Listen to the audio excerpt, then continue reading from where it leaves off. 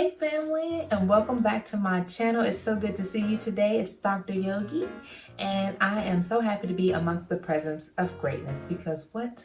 You are great. So if you're new to my channel, just a little bit about me. I am a graduating third year family medicine resident, graduating in June 30th, and I will be going off to do my Maternal Child Health Fellowship in July of 2020. So this video is to talk a little bit about that transition from med student to intern, because like I said, July 1 is right around the corner. And so I figured, you know what, let me drop a little video about that because this might be helpful to somebody. We got our new interns coming in. It's not a game. So if you're interested in seeing my 5 tips on how you can transition from med student to intern, stay tuned. Let's get into it.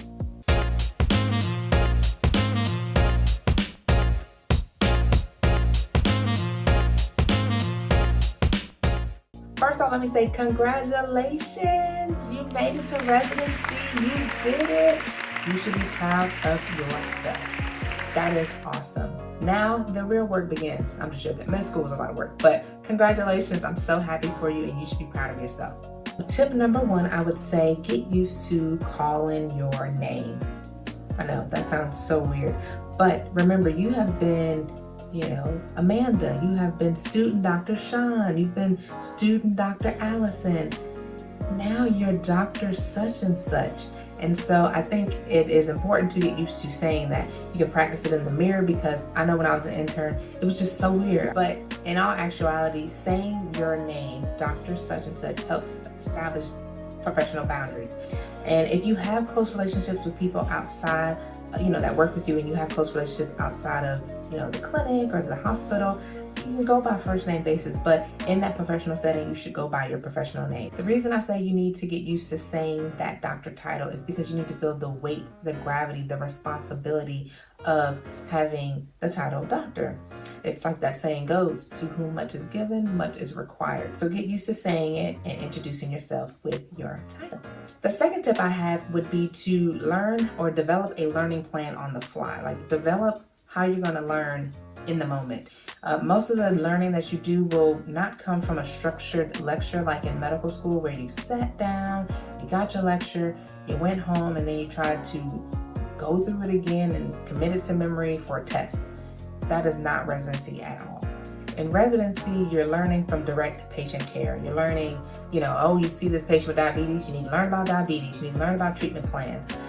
Or you see somebody in the hospital and they have an emergent situation, you need to learn how to respond to that emergency.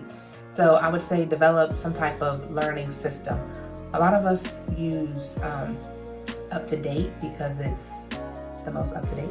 There are book learning sources as well, but those do become out of date as the years progress. So learning which system you want to use to acquire that information, learning what articles you're going to read from. We have a journal. Every society, as far as specialties, have their own journal. Ours is the American Family Physicians. We have the journal comes out every so often. I think it's every 2 weeks, and then it has all these relevant articles in it. You can read through the things that are important to you or the things that you want to know more about. So that's a learning source, and you can learn from research articles too, because it is a skill to learn how to critique a research article to see if it's something that has validity or not. So those are all resources that you can use to better learn your craft, learn your skill. All right, tip number 3. I would say develop some type of note-taking system or chart review system that you can replicate every time you get a new patient. Every time you've seen someone, you can say, this is how I'm going to efficiently go through the chart to get my information.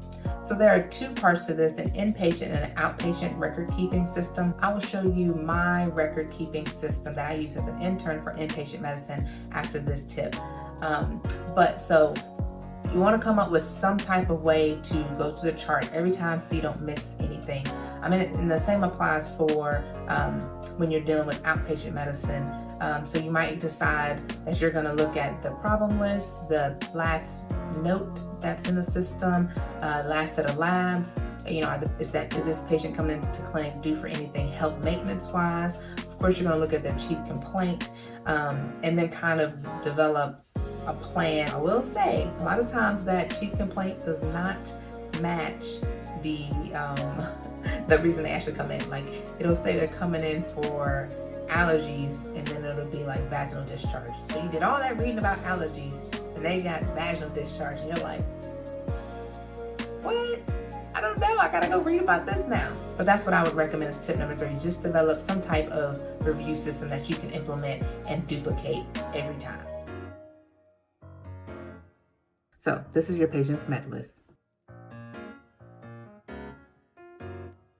So typically how I would start, I fold my paper in half like a book, and then I will put the patient's initials and their room number and their age, just so I have some type of identifying features. And then I will put their chief complaint or their running diagnosis, so that way when you're presenting your patient on rounds, you can have a one-liner for your attending. So you'd say, you know, Mrs. Smith is a 79-year-old patient who came in with a complaint of abdominal pain found to have a ruptured diverticulum, for instance. So that's kind of how you have your one-liner. You can remember your one-liner. The other thing that I put, I will divide a line here. So now I have a little cross section. Here I will put lines, meaning IVs that are there, if a patient has a central line, if a patient has a Foley, and then also I would put the date that was inserted. Then I will put a DVT prophylaxis. This is some method to prevent your hospitalized patient from developing, you know, a clot. So it's good to know what they are on, or if there's any contraindications to why they cannot be on any type of blood thinning medicine. And then finally in this section, I would put GI prophylaxis.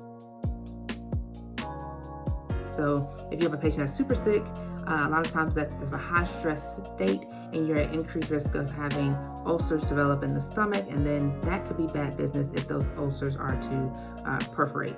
And then from there, I would put the date, let's just say, I don't know, March 31st. You know what? No, let's say July 1st. This is the beginning. This is the beginning for some of y'all. We're gonna say July 1st. That looks all jacked up, but you get it. It's a date. From there, I would do, this would be my raw data section. So I would have my most recent vital signs right before rounds. I would have my physical exam findings, and it would just be a brief focal exam. So if this was a patient who came in, like I said, with this abdominal pain, then I would probably include, obviously, my abdominal exam. So then I would say, you know, positive abdominal pain, the palpation, and active bowel sounds, you know, things like that. So having the exam findings is very good, because sometimes you just forget, especially if there's like multiple people that you're following that have very similar presentations. So you have your physical exam there, and then from here I would do my labs, just the shorthand. If you're not someone who knows how to do the shorthand type of lab keeping, I would make sure you familiarize yourself with this system. And then I would put any relevant imaging, or, you know, EKGs, anything that might be just raw data, I would put there. And then I would include, you know, consult notes. If a consult or a consulting physician wrote a note, I would put a little short note to myself. Then from here, I typically just do my active plans, like my active problems and the associated plan. For instance, if the patient came in with this abdominal pain, I would put, you know, ruptured diverticula or perforated diverticula, and then what the plan was, i.e. the patient was seen by general surgery, they decided to do conservative management, and whatever important facts related to that. Then I would go to any other active problems. And usually for me, chronic problems, you know, I keep it kind of short. So, you know, take however much space you need to write everything so that you have a concise document that keeps you on track when you're presenting. And then after I finish that, I just draw a line, and then I proceed with day 2. On this side, I do a to-do list, made like little notes about things I want to talk to my seniors about. Like, oh, I noticed that, Mr. Smith's blood sugar has been elevated. His glucose has been elevated. So I think we need to increase his insulin. Oh, let me write increase insulin, ? Because earlier on, you're like, do I want to increase it? Let me ask my senior. So, you can do your increase insulin note there. And then when you're going through your list or running your list with your seniors, which is kind of like a mini prep before rounds, they may discuss things that they want you to follow up on. Like you give them your little rundown of what you had planned for that day. And then they may say, oh yeah, well, you also might want to add in A, B, and C. Okay, let me write down A, B, and C. Gotta make sure I follow up on that after rounds. That's kind of how I do my note-taking system. Tip number 4 for making that transition from med student to intern would be to learn your electronic medical record keeping system. Like, that is probably the highest learning curve of it all. I mean, because you can read about patients, but like, as far as learning an EHR, you just have to get your hands on it. I would recommend implementing templates that kind of streamline your information. They have what your notes need to have appropriate documentation for the insurance companies. And you can actually ask your people in your program for their templates. And that way you can import them into your system, and then you can have some type of baseline. And you can always make adjustments to fit your particular personal preference. It's important to find where you can get your necessary information. Where are, previous consult notes that were scanned in? Where were previous EKGs? All of those things like that. Wherever you can find information. Where was a previous colonoscopy result or a previous pap smear result? All of that stuff, if you can figure out how to find it efficiently, that can save you a lot of time, and you can really get the most use out of your EHR. So templates and information sourcing, those are 2 things that I would recommend when you're trying to develop your efficiency in your EHR. Tip number 5 for making that transition from med student to intern, I would recommend realizing that patients are not case presentations.